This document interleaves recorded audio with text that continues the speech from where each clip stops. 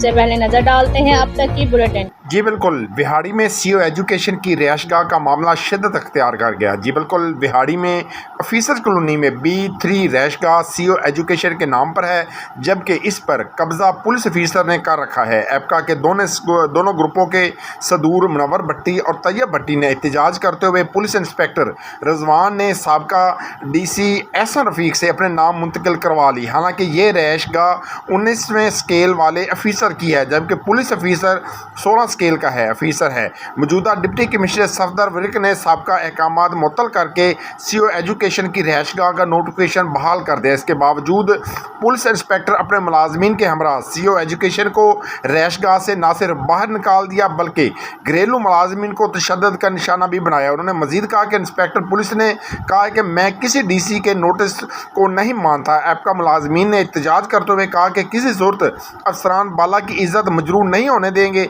और जब तक सीओ एजुकेशन की रिहायशगाह को खाली नहीं किया जाता तब तक हम धरने पर मौजूद रहेंगे। जी, कैमरामैन टीम के साथ मोहम्मद शमून नज़ीर, बिहाड़ी। रसूल करीम आऊज़ु बिल्लाहि मिनश शैतानिर रजीम, बिस्मिल्लाहिर्रहमानिर रहीम। मैं मुनव्वर अली भट्टी, जिली सदर एपका बिहाड़ी, इस बात की ऑफिसर कॉलोनी में हाजिर होकर हमारे तमाम तंजीमी, तमाम एपका के उहदेदार व मेम्बरान व तमाम ग्रुप्स, टीचर एसोसिएशन को हमने इतला दे दी है।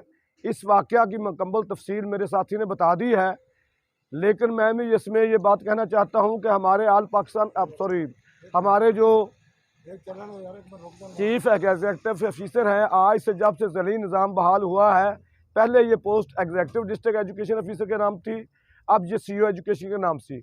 उस वक़्त से सीओ एजुकेशन की रहाइश तो आ रही है।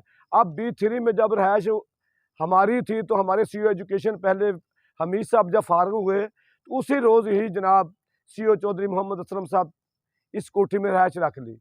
दूसरे रोज़ ये लोग आए हैं, इन्होंने कहा कि हमने अलाट करा दी है। सीओ एजुकेशन हमारे ने DC साहब से रब्ता किया तो उन्होंने कहा कि ऐसा करें कि इनको भी बैठने दें, मैं आपका 1-2 दिन में फ़ैसला कर देता हूँ। आज हमारे मुलाजम, हमारी गाड़ी, हमारे ऑफिसर की गाड़ी चौधरी असलम साहब की इनकी कोठी में मौजूद है। हमारा तमाम साबका सीओ एजुकेशन का भी सामान मौजूद है और DC साहब ने इनको मुअत्तल कर दिया है। ये जो ऑफिसर है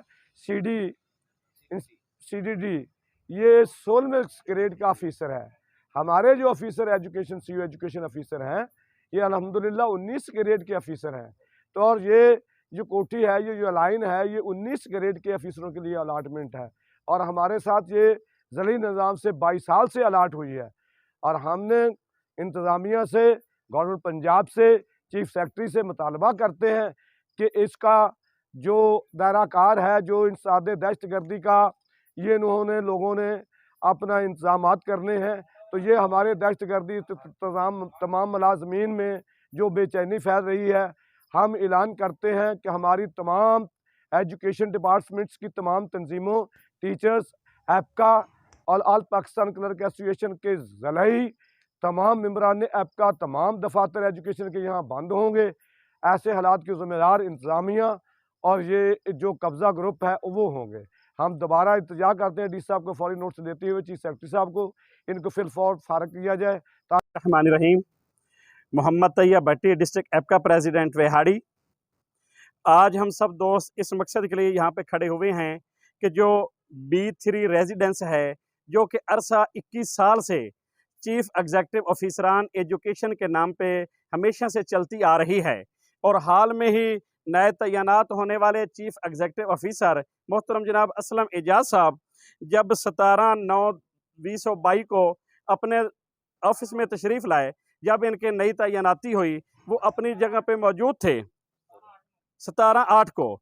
तो इसके बाद जब 19/8 को 2022 को ये अपनी रेजिडेंस में मौजूद थे, अपने कमरे में मौजूद थे, तो CTD इंस्पेक्टर ने आके ज़बरदस्ती कमरा खुलवा के एक जगह पे, एक कमरे पे कब्ज़ा कर लिया। और जब हमारे चीफ एग्जीक्यूटिव ऑफिसर साहब ने पूछा तो उसने कहा कि पिछला DC साहब मेरे नाम इंतकाल कर गया है इस कोठी का, तो इसलिए तो मोहतरम जनाब चीफ एग्जीक्यूटिव ऑफिसर साहब ने डिप्टी कमिश्नर बिहाड़ी से रब्ता किया तो उन्होंने बात कही कि भाई आप यही स्टेटस रखें, आप अपनी कोठी पे मौजूद रहें, मैं इसका जल्द ही इंशाल्लाह फैसला कर देता हूं।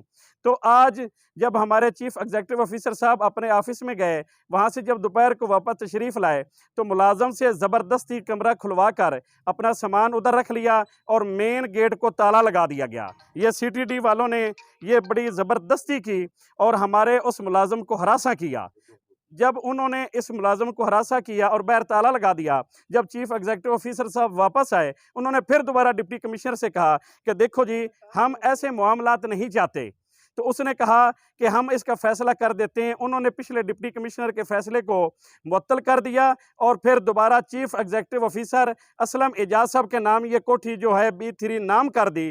तो अब जब हमने ये ऑर्डर दिखाया सीटीडी ऑफिसर को, तो वो कहता है कि मैं ना तो किसी डीसी को मानता हूं, ना मैं किसी कमिश्नर की मानता हूं, ना मैं आईजी पंजाब को मानता हूं। कमिश्नर मेरा रिलेटिव है, ये कोठी पे मैंने कब्जा करना है। जबकि सीटीडी वाले बने इस मकसद के लिए हैं कि इंसदाद दहशत गर्दी के लिए। मगर हैरानगी की बात यह है कि मुलाजमीन को वो डिस्टर्ब कर रहे हैं और एक अजीब सी कैफियत पैदा कर दी है, जिसमें पूरे डिस्ट्रिक्ट के मुलाजमीन में बेचैनी की लहर दौड़ गई है। और मुलाजमीन, बिलखसूस एजुकेशन के मुलाजमीन जौक दर जौक यहाँ पे इकट्ठे हो रहे हैं। हम मुतालबा करते हैं डिप्टी कमिश्नर विहाड़ी से, कमिश्नर मुल्तान से, चीफ सेक्रेटरी पंजाब से, और हम मुतालबा करते हैं आईजी पंजाब से कि फौरन इस इंस्पेक्टर को जो किसी के लगाम में नहीं आ रहा, इसको फौरन नोट्स लेते हुए इसका हमारे जो ऑर्डर हुए हैं डिप्टी कमिश्नर साहब ने चीफ एग्जीक्यूटिव ऑफिसर को जो 21 साल से चल रहा है, उसके नाम फौरन उसके हमारा ये कब्जा बहाल करवाया जाए। और जब तक ये कब्जा बहाल नहीं होगा, हम इंशाल्लाह एहतजाज करते रहेंगे और बल्कि एहतजाज का दायरा कर वसी कर देंगे। कल को अगर हमें करना पड़ा, हम बिल्कुल पूरे पंजाब के तमाम जो है डिपार्टमेंट हैं डिस्ट्रिक्ट विहाड़ी के, बिलखसूस एजुकेशन के तमाम डिपार्टमेंट को बंद कर देंगे। और इस दायरा कार इतना वसी होगा कि फिर इसकी तमाम तर जिम्मेदारी उन लोगों पर होगी जो इसका सद्देबाब नहीं करेंगे। इसलिए नए लाइफ बॉय में है एक्टिव सिल्वर, जो दे जरासीम से 10 गुना बेहतर हिफाजत। नया सिल्वर लाइफ बॉय, दुनिया का नंबर 1 जर्म प्रोटेक्शन सोप।